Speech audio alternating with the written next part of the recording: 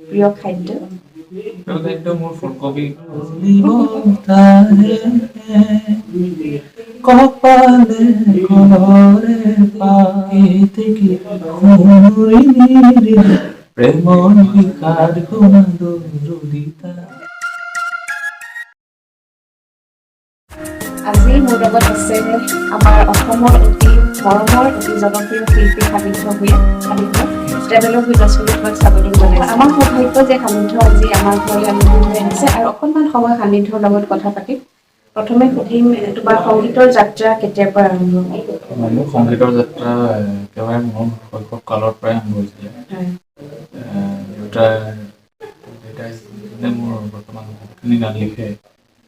দেউতা আচলতে মিউজিকৰ লগত ৰিলেটেড আছিলে, সংগীতৰ ক্ষেত্ৰত জড়িত আছিলে। তেনেধৰণে তেওঁৰ সাধনাসমূহ দেখি তেনেধৰণে আচলতে মই মিউজিকৰ প্ৰতি মানে সংগীতৰ প্ৰতি এটা মোৰ আহিয়ে গৈছিলে আমাৰ এটা স্বতঃস্ফূৰ্তভাৱে এটা যিটো হয়, সৰুৰ পৰাই মই দেখি মই সংগীতৰ প্ৰতি আগ্ৰহটো আছিলে। দেউতাৰ পৰাই তাৰমানে তুমি আৰু তোমাৰ মানে বেছিভাগ গীত এতিয়া দেউতাই লিখিছে নহয়?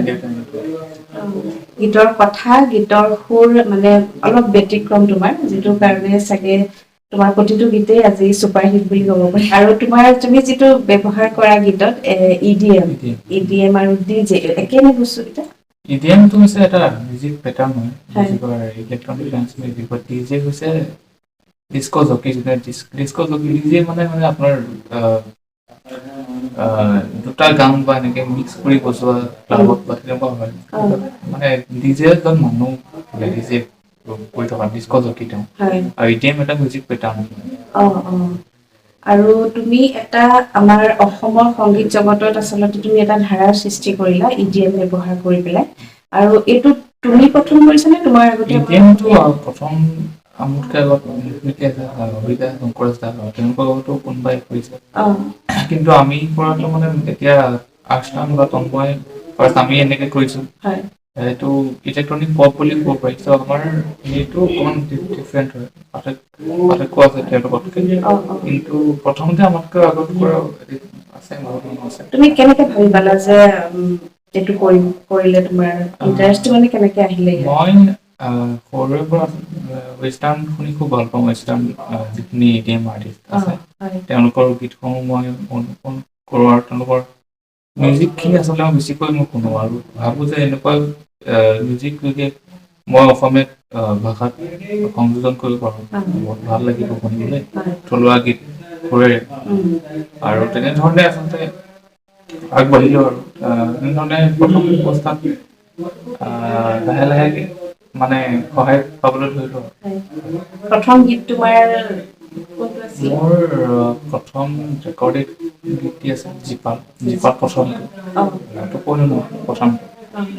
প্ৰথমটো আছিলে আৰু ৰেকৰ্ড শিৱসাগৰতে কৰিছিলোঁ। আৰু গীতটি মিউজিক কৰিছিলে আৰু তোমাৰ এটাৰ পিছত এটাকে সফল গীত তুমি আমাৰ অসমবাসীক উপহাৰ দি আহিছে, পিছলৈ উভতি চাব লগা হোৱা নাই। আৰু এই যে এটাৰ পিছত এটাকে তুমি সফল গীত উপহাৰ দি আহিছা, তাৰ আঁৰত আচলতে কি বুলি ভাবা? মই আচলতে আঁৰত বুলি মই নাভাবোঁ। মই ছাকচেছ গীতটিয়ে জনপ্ৰিয়তা হ'ব বুলি মই কাম নকৰোঁ। কিন্তু তথাপিও সকলোৱে মৰম দিয়ে, সকলো গীতেই যথেষ্টখিনি শ্ৰোতাই আদৰি লয়। মই ভাল বুলি ভাবোঁ, ভাগ্যৱান বুলি ভাবোঁ। হয়, আৰু আমি আশা কৰিছোঁ তুমি আৰু আগুৱাই যোৱা। আৰু আজৰি সময়ত কি কৰা? মই আজৰি সময়ত ফিল্ম চাই খুব ভাল পাওঁ। বিভিন্ন ধৰণৰ চিনেমা চাওঁ, হলিউডে হওক ৱেব ছিৰিজ হওক। আৰু তোমাৰ এনেকুৱা শিল্পী আছেনে, সংগীত শিল্পী যে তুমি যাৰ গান শুনি তুমি ডাঙৰ হৈছা?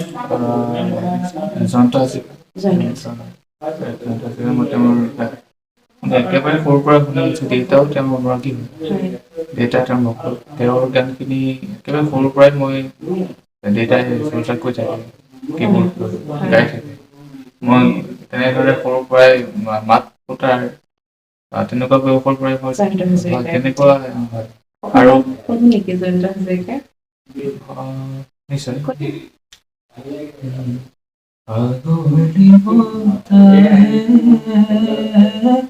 কপালে কলৰে আগুলি বতাহে কপালে কলৰে মন পুৰণি হেৰালে বাটৰে মন পুৰণি হেৰালে বাটৰে আগুলি বতাহে কপালে কলৰে ধুনীয়া, খুব ধুনীয়া। আৰু তোমাৰ নিজৰ গীতৰ ভিতৰতে তোমাৰ কোনটো গান বেছি ভাল লাগে? বৰ্তমান কেনেকে যিটো ৰিচেণ্টলি ওলাইছে সেইটো কৰিব পাৰিলে ভাল পাবা আমাৰ দৰ্শকসকলে।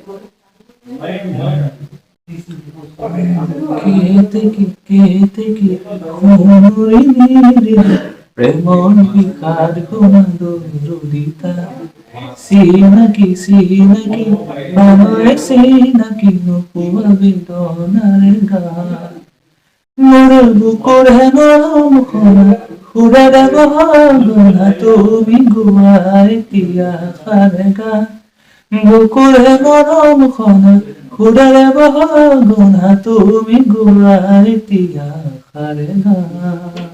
তুমি এতিয়া গান কৰি আছা, ভৱিষ্যতে আৰু কেনেকুৱা মানে তোমাৰ সপোন আছে?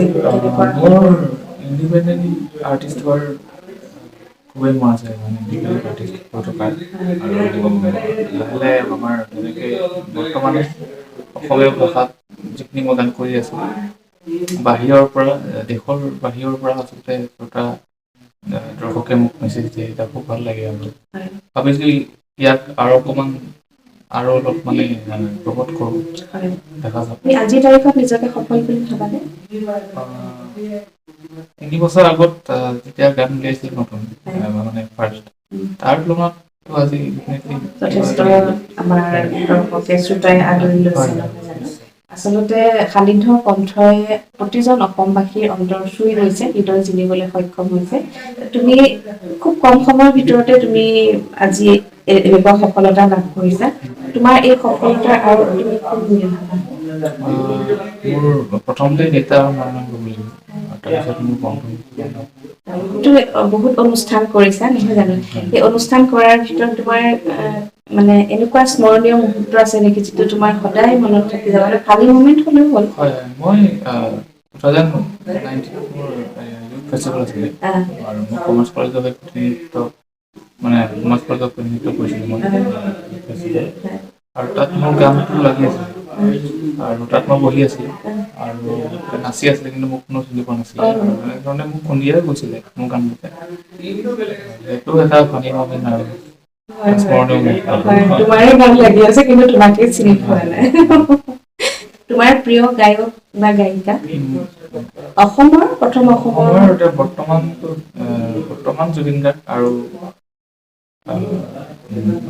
জয়ন্ত হাজৰিকা হয়। তোমাৰ প্ৰিয় ব্যক্তি? প্ৰিয় ব্যক্তি বহুতে আছে, মা দেউতা, প্ৰিয় ব্যক্তিৰ নাম শেষ কৰিব নোৱাৰে। আৰু প্ৰিয় গীত তোমাৰ? প্ৰিয় গীত অসমীয়া প্ৰিয় গীত বহুতে আছে, এনেকে প্ৰিয় খাদ্য? প্ৰিয় খাদ্য মোৰ ফুলকবি ভাজি অলপ আগত যিটো হেৰি হৈ আছে খুব ভাল পাওঁ খাই। শালিন্থৰ ফুলকবি ভাজি খাই খুব ভাল পায়। তাৰপিছত প্ৰিয় ঠাই তোমাৰ? প্ৰিয় ঠাই শিৱসাগৰ, নিজৰ ঠাইখন নহয় জানো? আৰু প্ৰিয় খেল খেলা নে কেতিয়াবা? মই খেল খেলিছিলোঁ, মই ক্ৰিকেট খেলি খুব ভাল পাওঁ, ক্ৰিকেট চাই খুব ভাল পাওঁ, খেলৰ প্ৰতি মোৰ ধাউতি বহুত। মানে সময় পালে তুমি চাগে মই চাওঁ। বিহু গাইছা নে কেতিয়াবা? বিহু গাইছোঁ, সৰুতে গাইছিলোঁ। অনুষ্ঠানত চাগে বিহু গাইছিলোঁ, সৰুতে গাইছিলোঁ একেবাৰে ক্লাছ 7। তোমাৰ প্ৰিয় বাদ্য আছে নে কিবা? মোৰ প্ৰিয় বাদ্য তাবলা আৰু হাৰমনিয়াম আৰু কীবৰ্ড। শালিন্থৰ লগত কথা পাতিলোঁ, শালিন্থৰ বিষয়ে কিছু হ'লেও অলপ জানিব পাৰিলে। শালিন্থ, তোমালৈ বহুত শুভকামনা। তোমাৰ আচলতে তোমাৰ যাত্ৰা আৰম্ভ হৈছেহে আৰু বহুত দূৰ আগুৱাই যাবলৈ আছে। আৰু আমি আশা কৰিছো অকল অসমতে সান্নিধ্যৰ কণ্ঠ যাতে সীমাবদ্ধ নাথাকি ৰাষ্ট্ৰীয় পৰ্যায়ত আন্তঃৰাষ্ট্ৰীয় পৰ্যায়ত সমগ্ৰ বিশ্বত যাতে সান্নিধ্যৰ নাম উজ্বলি উঠে আমি তাকেই কামনা কৰিছো আৰু বহুত বহুত শুভকামনা জনাইছো বহুত দূৰ তোমাৰ যাবলৈ আছে আপোনাৰ চেনেলটো ট্ৰেভেলগ উইথ ৰশ্মি হয় সাবস্ক্ৰাইব কৰিব ট্ৰেভেলগ উইথ ৰশ্মি